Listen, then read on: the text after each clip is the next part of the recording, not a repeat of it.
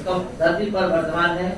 Aluminium bauxite Al2O3 के form में, copper pyrite के रूप में अपने कंपाउंड के फॉर्म में वर्तमान है। मतलब जो मेटल कंपाउंड के फॉर्म में वर्तमान होता है वो कंबाइंड स्टेट में पाए जाने वाले मेटल कहलाते हैं। और अब उसमें ये चीज समझाया गया था कि जो मेटल का ये जो कंपाउंड का नाम सुन रहे हैं, जैसे आयरन का हेमेटाइट, कॉपर का कॉपर पाइराइट, एल्युमिनियम का बॉक्साइड, तो ये सब क्या है? मेटल के कंपाउंड है। बस इसी को कहते हैं जो इम्प्योरिटी के साथ मेटल के कंपाउंड धरती के अंदर वर्तमान है, इसी को हम लोग क्या कहते हैं? मिनरल्स। और जिस मिनरल्स से मेटल ज्यादा मात्रा में कम खर्च में आसानी से प्राप्त होने लगता है तो उस मिनरल्स को ही कहने लगते हैं ओर्स। और जमीन के अंदर से जो ओर्स निकलता है उसमें जो इम्प्योरिटी वर्तमान होता है उसी को कहते हैं गैंग। यानी साधारण भाषा में आप अशुद्धि इम्प्योरिटी बोल रहे हैं, उसको केमिस्ट्री की भाषा में गैंग नाम दिया गया। और उस गैंग को अलग करने के लिए बाहर से जो मटेरियल मिला दिया जाता है फिजिकल सब्सटेंस में बदलने के लिए उसको फ्लास्क कहते हैं। और जहाँ गैंग और फ्लास्क मिल जाता है और जो बनता है उसको कहते हैं। ये 5 टर्म कल की क्लास में पढ़ाया गया था। रिफ्रैक्टिव मटेरियल्स क्या है? एक ऐसा सब्सटेंस जो हाई टेम्परेचर, उच्च ताप सहन करने की क्षमता रखता है, उच्च ताप पर भी डैमेज नहीं होता है। तो बताइए, फर्नेस जो हेमेटाइट लोहा पिघलाने ये सब का होता है, तो वो जो फर्नेस होता है अगर इसमें लाइनिंग खींचना है, साधारण पदार्थ का अगर लाइनिंग खींचेंगे कि यहाँ 500 डिग्री सेल्सियस टेम्परेचर है, यहाँ 1000 है, यहाँ 1500 डिग्री सेल्सियस टेम्परेचर है, इसको रिप्रेजेंट करना है, अगर साधारण पदार्थ से अगर लाइनिंग खींचेंगे तो पिघल न जाएगा। तो उसके लिए हम लोग जिस सब्सटेंस का इस्तेमाल करते हैं लाइनिंग करने में, टेम्परेचर को इंडिकेट करने में, तो उस लाइनिंग को खींचने में जिस सब्सटेंस का इस्तेमाल करते हैं उसी को क्या कहते हैं? Refractive material. अब हम यहाँ से आप लोगों को क्लास स्टार्ट कर रहे हैं मेटलर्जी का। आज तक आप लोग मेटल का ये ऑपरेशन का प्रोसेस बहुत मेहनत से रट कर पढ़े हैं 10th क्लास में, और हम उस मेहनत को कम कर देना चाहते हैं बशर्ते कि आप ठीक से हमारा बताया हुआ हर एक बात सेट कर जाए। क्योंकि हम लोग जिस कोर्स से मेटल का एक्सट्रैक्शन करेंगे, चाहे हेमेटाइट से आयरन का, कॉपर पाइराइट से कॉपर का, जिंक प्लेट से जिंक का, जिससे भी करेंगे सबसे एक ही तरह का प्रोसेस चलता है। अगर बात पूरा फिट हो जाए दिमाग में तो आपको हमारे बताने से पहले दिमाग में आएगा कि ये लिखवा दिए तो अब ये आएगा। और वैसे ही हर मेटल के एक्सट्रैक्शन में चलेगा। उससे क्या होगा? थोड़ा सा सब चीज पढ़ाई हल्का लगेगा, मतलब पूरा लैंग्वेज टाइप का है, लेकिन आपको ऐसा कुछ फील नहीं होगा हैवी, और वो सबके लिए एक ही जैसा प्रोसेस है। तो शुरू कर रहे हैं हम मेटलर्जी का ये ऑपरेशन। पहले तो कुछ स्टूडेंट अभी तक ऐसे हैं जो मेटलर्जी का मतलब नहीं जानते हैं, तो उसको बता रहे हैं मेटलर्जी क्या है। जमीन के अंदर से जैसे सपोज दैट कॉपर आपको निकालना है तो आपको कॉपर पाइराइट का चट्टान निकालना है। तो ऐसा तो नहीं है कि जमीन के अंदर पूरा स्टोर रूम बना हुआ है, गए और कॉपर पाइराइट का चट्टान उठा कर ले आए। कॉपर पाइराइट बहुत सारे इम्प्योरिटीज के साथ, गैंग मटेरियल के साथ वर्तमान होगा, जैसे CaCO3, SiO2, धूल कण, खरपतवार, सब चीज होंगे उसके साथ। तो सब इम्प्योरिटीज के साथ बाहर निकलेगा उसका चट्टान, यानी ओर्स विद गैंग वर्तमान होगा एक साथ। तो उस चट्टान से चमकता हुआ कॉपर प्राप्त करने के लिए 99.99% प्योर कॉपर प्राप्त करने के लिए जितना ये प्रोसेस इन्वॉल्व होता है, जितने प्रोसेस से उसको इस मतलब फ्रेश करते हुए हम 99.99% कॉपर प्राप्त करेंगे, इसी प्रोसेस का नाम है मेटलर्जी। तो मेटलर्जी क्या है? वो प्रोसेस जिसके माध्यम से किसी ओर्स से प्योर मेटल को प्राप्त किया जाए, उन सभी प्रोसेस को मेटलर्जी कहते हैं। अब ये ऑपरेशन ओर्स से मेटल के प्राप्ति का 3 स्टेप में होता है। पहला, कॉन्सेंट्रेशन ऑफ द ओर्स। ये केमिस्ट्री का शब्द है, concentration of the ores. Concentration of the ore का मतलब है कि आप जो ओर्स जमीन के अंदर से चट्टान निकाले उसको आप फ्रेश साफ सुथरा करने जा रहे हैं, क्योंकि ओर्स ही नहीं निकलेगा जमीन के अंदर से, ओर्स के साथ साथ इम्प्योरिटी मतलब गैंग भी निकलेगा। तो गैंग को ओर्स से अलग करना ही कॉन्सेंट्रेशन ऑफ ओर्स, और उसको अलग करने के लिए हम लोग एक दो नहीं 4 मेथड का इस्तेमाल कर सकते हैं। और इस चारों मेथड का लक्ष्य बस छोटा सा है, गैंग को ओर्स से अलग। तो पहला स्टेप गुजरते गुजरते, ये चारों स्टेप गुजरते गुजरते आपको मिलेगा तो ओर ही मिलेगा, लेकिन कॉन्सेंट्रेटेड ओर्स मिलेगा। कॉन्सेंट्रेटेड ओर और सिंपल ओर में क्या अंतर है? इसमें ओर जो है गैंग के साथ, और यहाँ गैंग अब सिर्फ आपके पास आपका अपना ओर्स है, कॉपर पाइराइट तो कॉपर पाइराइट है, कोई दूसरा चीज नहीं। बॉक्साइट तो केवल बॉक्साइट है, दूसरा चीज नहीं है, उसके साथ कोई गैर मटेरियल नहीं है। अब दूसरा स्टेप क्या करेगा? इस कॉन्सेंट्रेटेड ओर को मेटल में बदलेगा, यानी इससे आप मेटल प्राप्त करेंगे, extraction of metal from the concentrated ore. और जब मेटल मिल जाएगा तो हम मेटल को भी प्योर मेटल में कन्वर्ट करेंगे। ठीक है, तो हम स्टार्ट करते हैं। पहले जब जब जैसे आएगा वैसे बात करेंगे। फिलहाल आपके माइंड में इस तरह का फिगर रहना चाहिए कि एक चट्टान जो जमीन के अंदर से निकाला गया है, जो कॉपर पाइराइट का है, गैंग के साथ है, उसको हम लोग को ट्रेस करना है। तो पहला स्टेप बस यही है, उस गैंग को ओर्स से अलग करना। सबसे पहले उस चट्टान को लिया जाएगा, क्रेशर मशीन जो गिट्टी तोड़ने वाला मशीन है उस पर डाल दिया जाएगा। तो उससे क्या होगा? छोटा छोटा टुकड़ा में बटेगा। फिर उसको बॉल मशीन में डाला जाएगा, तो उससे एकदम पीसा हुआ मतलब एकदम पाउडर निकलेगा ओर्स का। अब उस ओर्स को, उस पाउडर ओर्स को ग्रेविटी सेपरेशन मेथड, जिस लाइक जैसा होगा ओर्स वैसे हम मेथड से प्यूरिफाई करने जा रहे हैं। अगर हमारे ओर्स में इम्प्योरिटी हल्का है, धूल और मिट्टी है, तो उस पाउडर ओर को लेके एक कंटेनर में और बहुत तेजी से जल का धारा वाटर का फ्लो कराएंगे। जितना मिट्टी धूलकण है सब धुल जाएगा, जितना खरपतवार है, जितना लाइट इम्प्योरिटी है ऊपर आ जाएगा और हमारा ओर्स नीचे बैठ जाएगा। जैसे ही कंटेनर उल्टेंगे तो ओर्स रह जाएगा उस कंटेनर में, जितना लाइट इम्प्योरिटीज है दूर हो जाएगा, जितना घुलने वाला है पानी में घुल जाएगा। अगर हमारा इम्प्योरिटीज ही हैवी है, अभी इम्प्योरिटीज क्या मान के हल्का, अब हम मान लेते हैं कि इम्प्योरिटीज ही भारी है और ओर्स हल्का है, तो वहां हम फ्लोट फ्लोटेशन मेथड से क्या करेंगे? तो फ्लोट फ्लोटेशन मेथड से क्या करेंगे? उसको उसमें पहले पाउडर किए गए ओर को एक कंटेनर में लेंगे, उसमें फिर पानी डालेंगे, पानी डालने के बाद आर्कटीज पाइन का तेल डालेंगे और उसमें एक पाइप की सहायता से मतलब हवा प्रवाहित करेंगे, इससे झाग बने।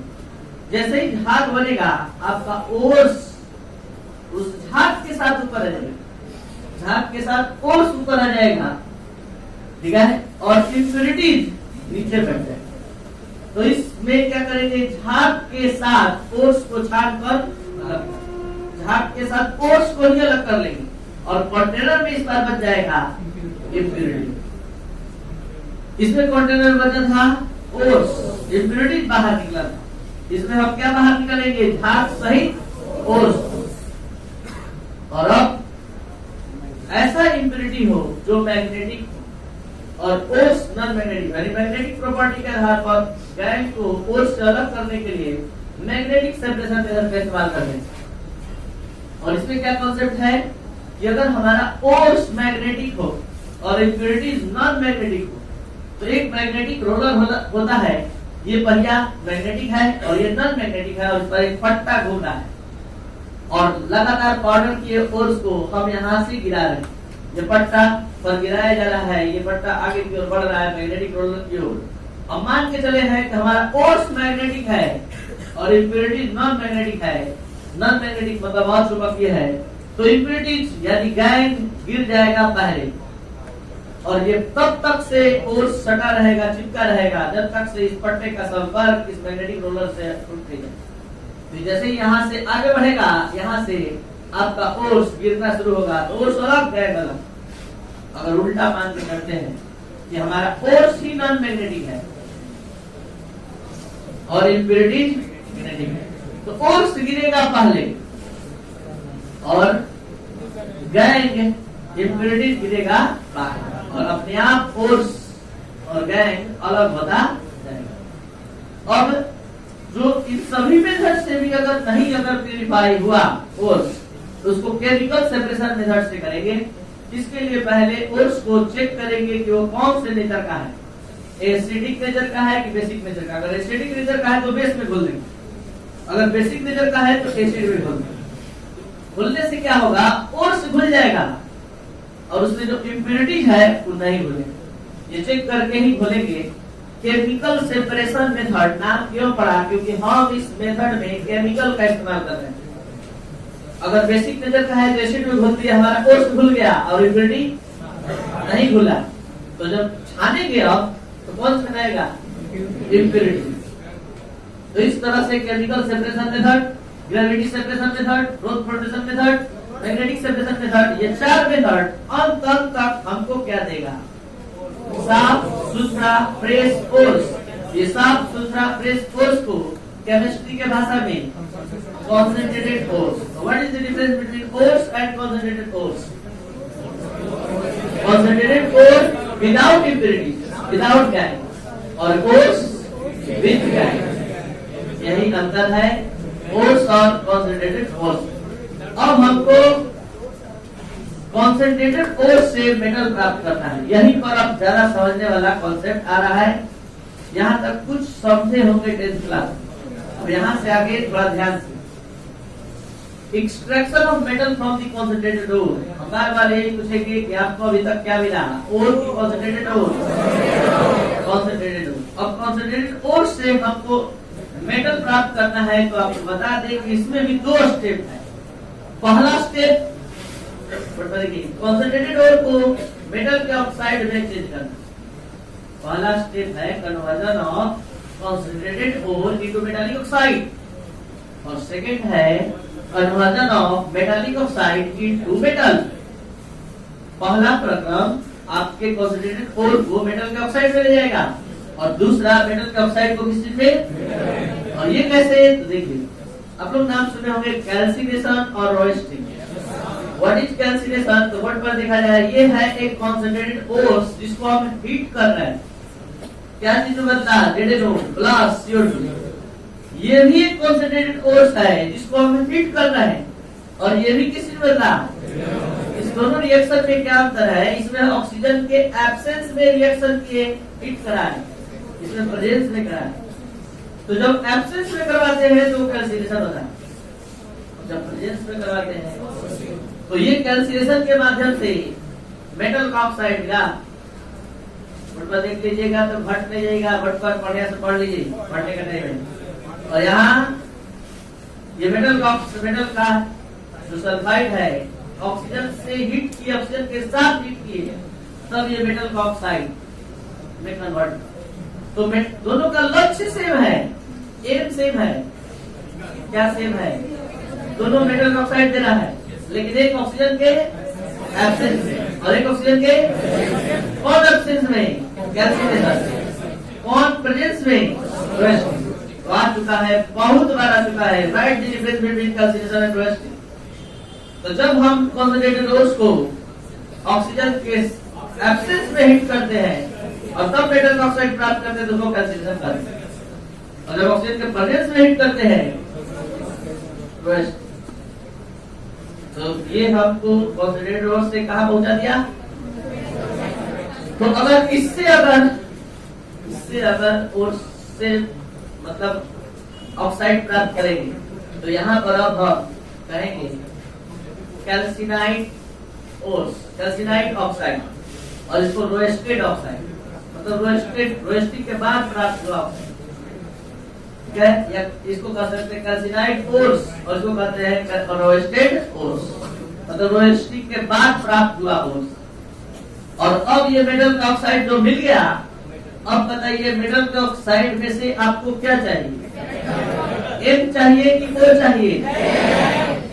तो आपको मेटल चाहिए, तो ओ को हटाइए अपने नॉलेज से, और नॉलेज से कैसे हटाएंगे, लगभग इतना भी केमिस्ट्री पढ़ते हो गया। मेटल के ऑक्साइड में से ऑक्सीजन को हटाना है, वो कौन सा प्रक्रम है जिसके माध्यम से ऑक्सीजन हटाया जाता है?